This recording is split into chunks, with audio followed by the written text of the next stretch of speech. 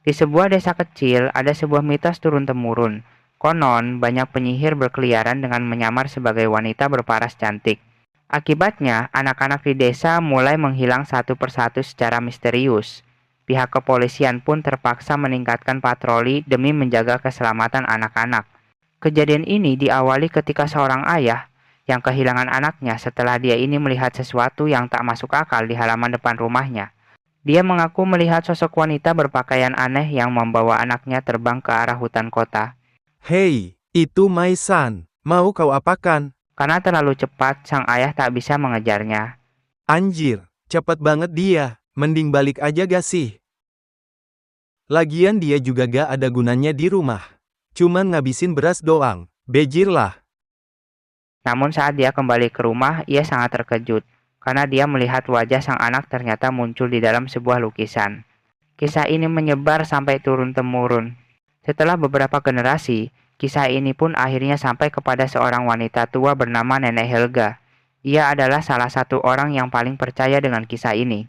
Berbekal kisah yang belum tentu kebenarannya itu, ia selalu ceritakan kepada cucunya Luke.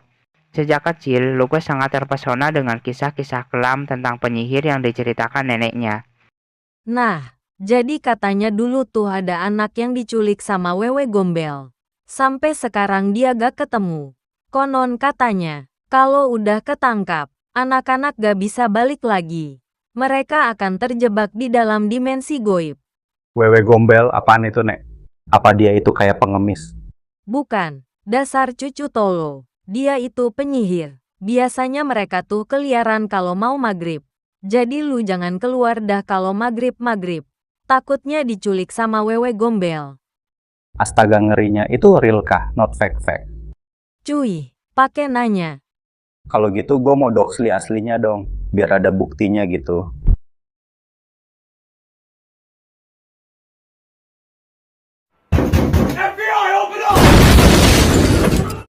Nah, ada tamu tuh. Coba lu buka dulu. Apa benar? Nama lu itu Luke? Hah, Luke? Oh iya gue sendiri, kenapa? To the point aja. Orang tua lu, si Jono sama Salim udah mati. Dia kecelakaan di sana. Sekarang, selamat ya nak, lu jadi yatim. Yakin sama tim? Namun kebahagiaan kecil mereka hancur seketika. Soalnya pas suatu hari, polisi datang ke rumah mereka membawa kabar duka. Orang tua Luke meninggal dunia akibat kecelakaan mobil. Sejak saat itu, Luke hanya hidup berdua dengan Nenek Helga. Luke berusaha menjalani hari-harinya seperti biasa, meski kehilangan orang tuanya. Hingga pada suatu sore saat ia bermain sendirian di rumah pohon. Seorang wanita yang membawa ular dengan ekspresi aneh tiba-tiba mendekatinya. Hai manis, ayo sini. Kita main berdua. Seketika Luke menyadari ada yang tidak beres. Ia langsung curiga kalau wanita itu adalah penyihir. Ia tahu betul ciri-cirinya karena kisah-kisah yang diceritakan Nenek Helga. Karena ketakutan yang luar biasa, Luke langsung memejamkan mata dan berteriak minta pertolongan. Namun yang lebih aneh lagi, ketika ia membuka matanya, wanita itu menghilang begitu saja. Luke yang masih ketakutan langsung turun dari rumah pohon dan langsung berlari masuk rumah. Singkat cerita, Luke berhasil sampai ke rumah neneknya. Di sana ia menceritakan semuanya kepada sang nenek. Mendengar itu, sang nenek akhirnya menghadiahkan 2 ekor tikus agar Luke tidak merasa ketakutan lagi.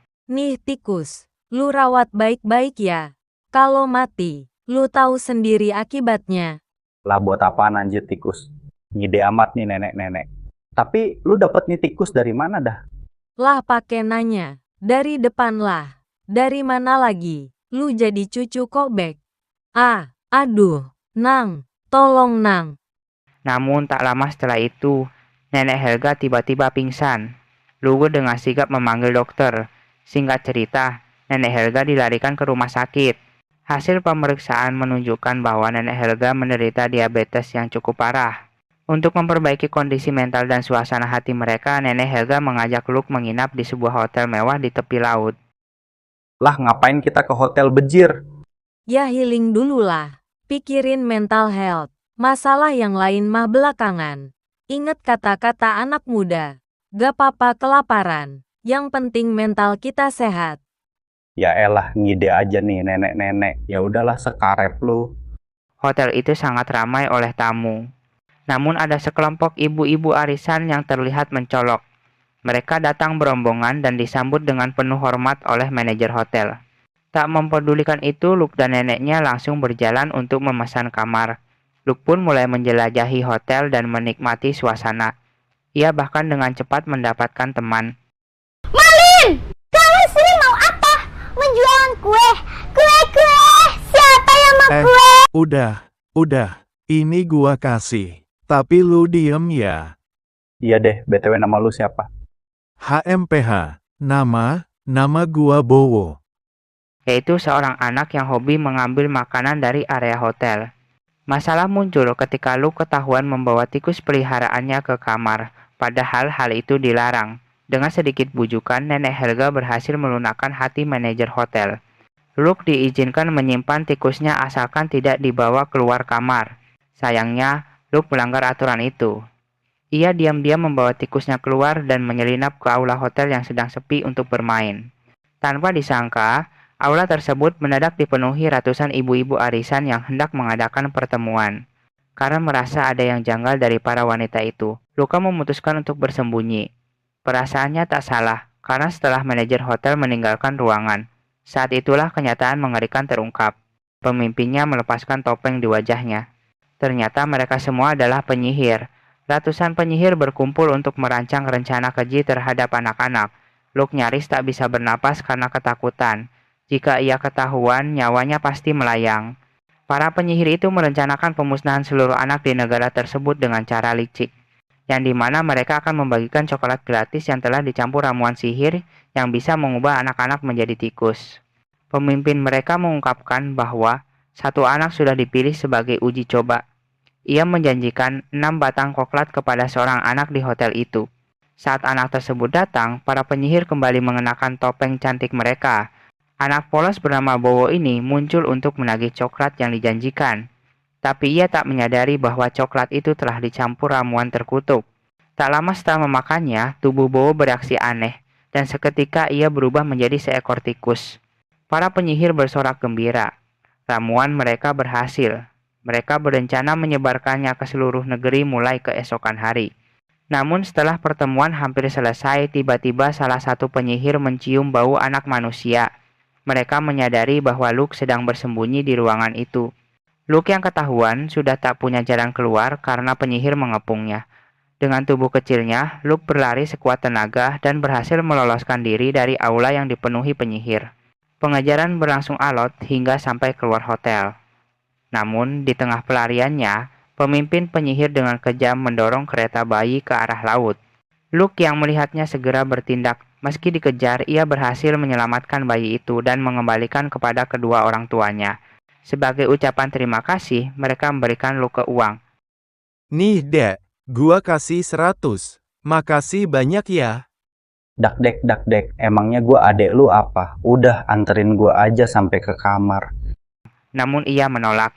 Ia lebih memilih untuk diantarkan ke kamarnya. Singkat cerita, Luke akhirnya sudah kembali ke kamarnya. Namun nasib buruk kembali menimpanya.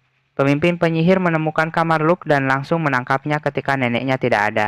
Mereka memaksa Luke membuka mulut dan menuangkan ramuan sihir ke dalamnya. Dalam hitungan detik, Luke berubah menjadi tikus.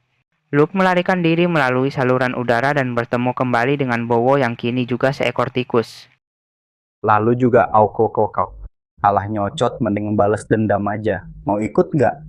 Mereka berdua bertekad menemui Nenek Helga dan menghentikan rencana jahat para penyihir.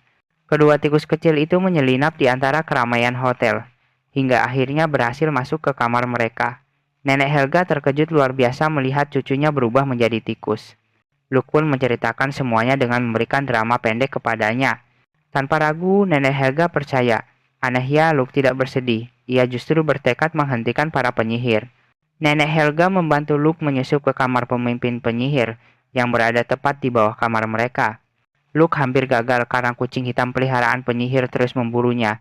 Berkat tindakan cepat Nenek Helga yang mengalihkan perhatian, Luke berhasil masuk ke kamar pemimpin penyihir dan menemukan botol ramuan sihir. Ramuan itu rencananya akan dimasukkan ke makanan para penyihir. Luke menyelinap ke dapur hotel dengan bantuan Nenek Helga yang menyembunyikannya dalam tas. Di dapur, Luke menemukan sup yang akan disajikan untuk rombongan penyihir. Dengan susah payah, Luke menuangkan ramuan itu ke dalam sup. Sup tersebut kemudian disajikan kepada para penyihir yang memakannya dengan lahap. Tak lama kemudian, kekacauan terjadi. Para penyihir berubah menjadi tikus satu persatu. Hotel dipenuhi tikus yang berlarian ke segala arah. Pemimpin penyihir pun akhirnya terkena ramuannya sendiri dan berubah menjadi tikus yang mengerikan. Nenek Helga berhasil menangkap pemimpin penyihir dan meminta manajer hotel memusnahkannya. Semua tamu hotel akhirnya meninggalkan tempat itu karena kondisi yang kacau. Luke harus menerima kenyataan hidup sebagai tikus. Namun suatu malam, seorang penyihir datang ke rumah mereka. Ia adalah satu-satunya yang tidak memakan sup beracun. Penyihir itu telah bertobat. Dengan kekuatannya, ia mengembalikan Luke ke wujud manusia dan berjanji tidak akan pernah lagi menyakiti anak-anak.